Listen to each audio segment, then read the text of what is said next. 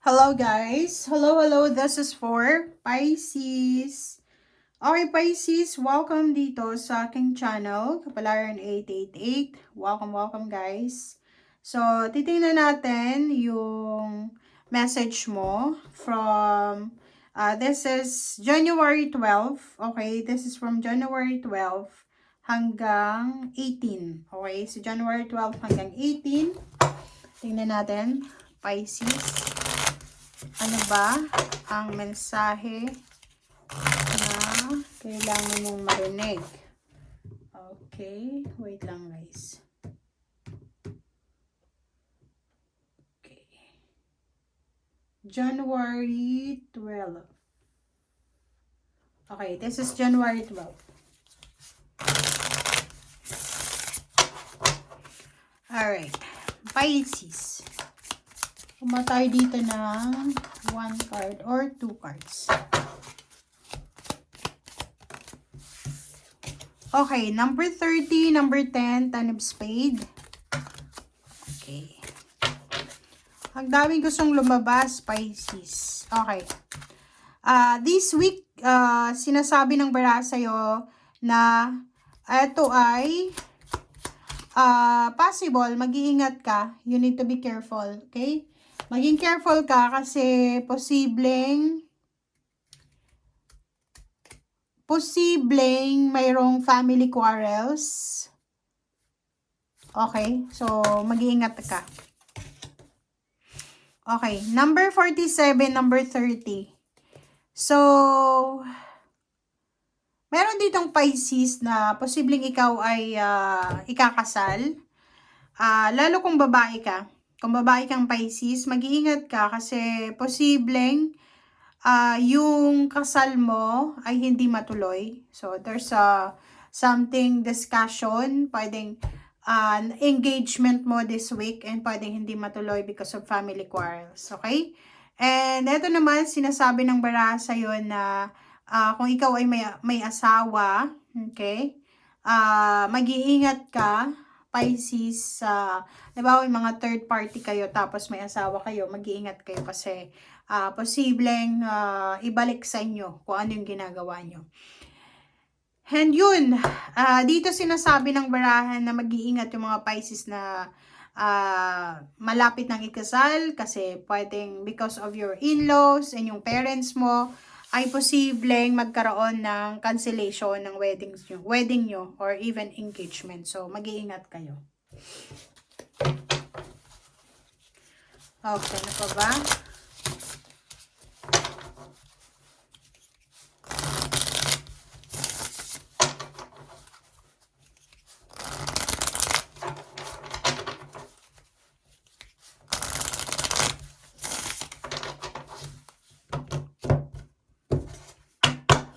Alright.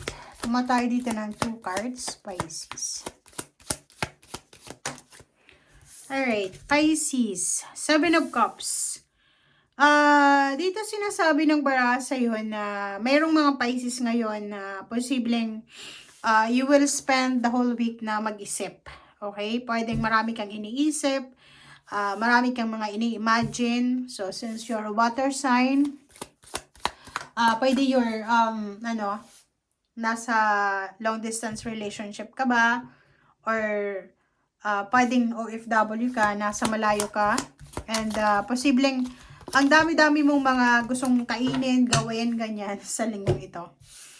Alright, 3 of Wands. So, nakikita natin dito may mga Pisces na yung iba sa inyo dyan ay posibleng sisimulan nyo na sa linggong ito.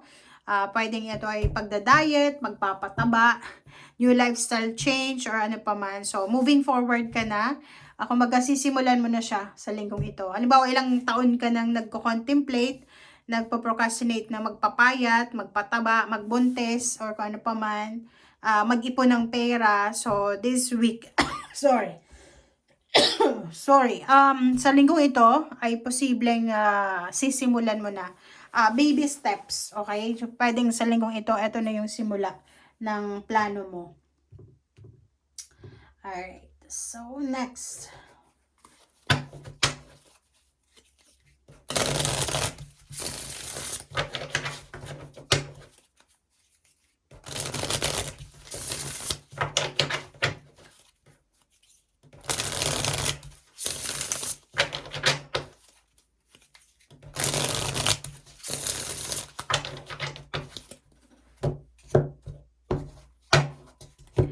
Alright, Pisces, Hierophant,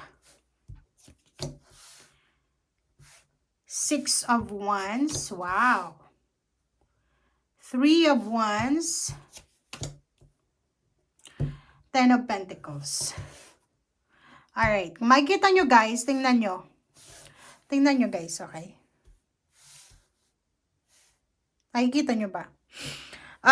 Kung makikita nyo dito, sinasabi ng first card mo dito na sa linggong ito, posibleng isang tao ang nangangailangan ng suporta, protection, guidance, ang posibleng matutulungan mo. So, pwedeng ikaw yan. Pwedeng ikaw kailangan mo ng guidance, ng suporta, ng protection sa linggong ito.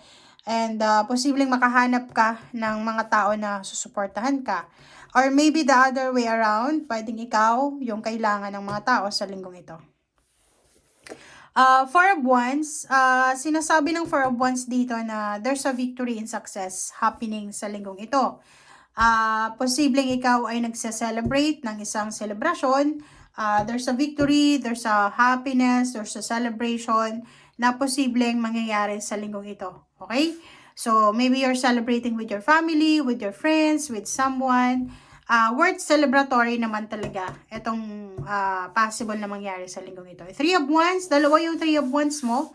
So, maybe you're waiting for something. Okay? Maybe you're waiting for a lump sum of money. So, retirement, lump sum of money, back pay. Pwedeng nagbenta ka ng sasakyan, nagbenta ka ng lupa, bahay.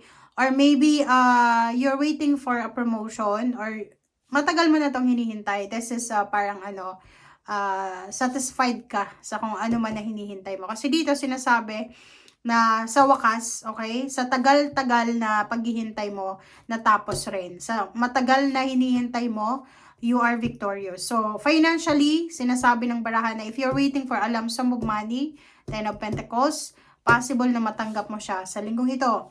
Aside from that, ano man ang hinihintay mo dito, like relationship, friendship, news, anything, ay makukuha mo siya sa linggong ito.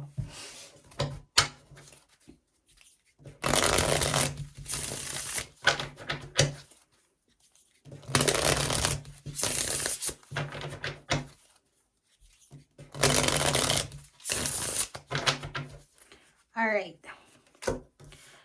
10 of Swords. Wow, there's a closure. 2 of Cups. Closure, 2 of Cups. And Queen of Pentacles. Queen of Cups, sorry. So, kung makikita mo dito, you are super strong, you are super healthy ngayong linggong ito. Nakikita natin yung sobrang confidence mo. Okay, yung confidence level mo ay sobrang napaka-taas ngayong linggong ito. You're calm, you're happy. Kasi itong Queen of Cups plus the Hierophant, sinasabi ng barahan na kontrolado mo yung sitwasyon. And 2 of Cups yun. There's a celebration between two lovers. Okay, may mag-asawa, boyfriend, girlfriend, pamilya dito na posibleng mag-celebrate. And 10 of Swords, there's a closure. So, may mga mag-ex na pwedeng magkabalikan or pwedeng mag-asawa na hindi maganda yung situation nila sa hindi na masyadong mainit yung love life nila na posibleng maging mainit ulit. Okay? And yun, sa health mo dito, emotional health and financial health, napaka-positive, napaka-secured ng health mo this week. Okay? And yun guys, kung makikita mo sa baraha mo, tingnan natin sa ilalim. Sa ilalim is King of Swords and 8 of Wands. So, maraming good news ka na matatanggap sa linggong ito. So, full of good news, happiness, good things, good luck, good fortune sa linggong ito. Meron kang mayroong reconciliation dito. There's a reconciliation between couple, between family. So, nakikita ko na going stronger. Okay? Going stronger ang relationship mo with your wife or spouse or husband, relationship boyfriend, girlfriend. At the same time, yung money, yung finances mo ay sobrang napaka-strong. Okay? Pwedeng may dumating dito sa'yo na lump sum of money. Or pwedeng may bibigyan ka ng lump sum of money. Okay? Thank you guys. Bye!